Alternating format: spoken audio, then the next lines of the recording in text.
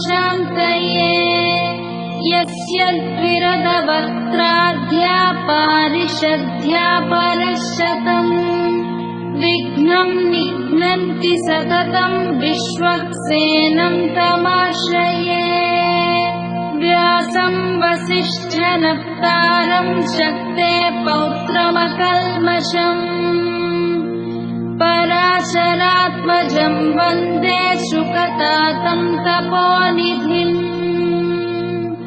व्यासाय विष्णुरूपाय व्यासरूपाय विष्णवे नमो वै ब्रह्मनिधये वासिष्ठाय नमो नमः अविकाराय शुद्धाय नित्याय परमात्मने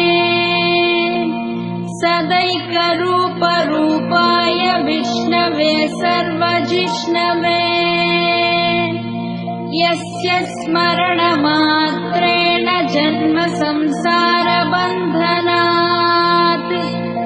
विमुच्यते नमस्तस्मै विष्णवे प्रभविष्णवे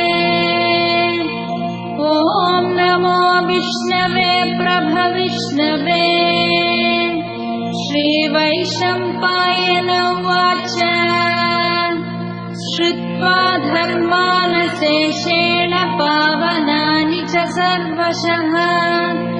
युधिष्ठिरश्चान्तनवं पुनरेवाभ्यभाषत युधिष्ठिर उवाच किमेकं दैवतं लोके किं वाप्येकं परायणम्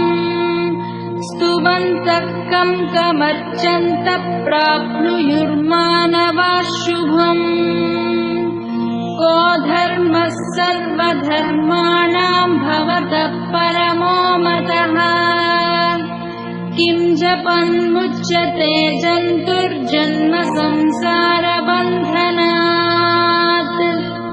श्रीभीष्म उवाच जगत्प्रभुं देवदेवमनन्तं पुरुषोत्तमम्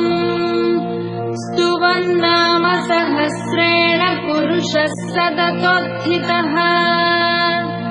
तमेव चार्चयन् नित्यं भक्त्या पुरुषमव्ययम् ध्यायन् स्तुवन् नमस्यंश्च यजमानस्तमेव च।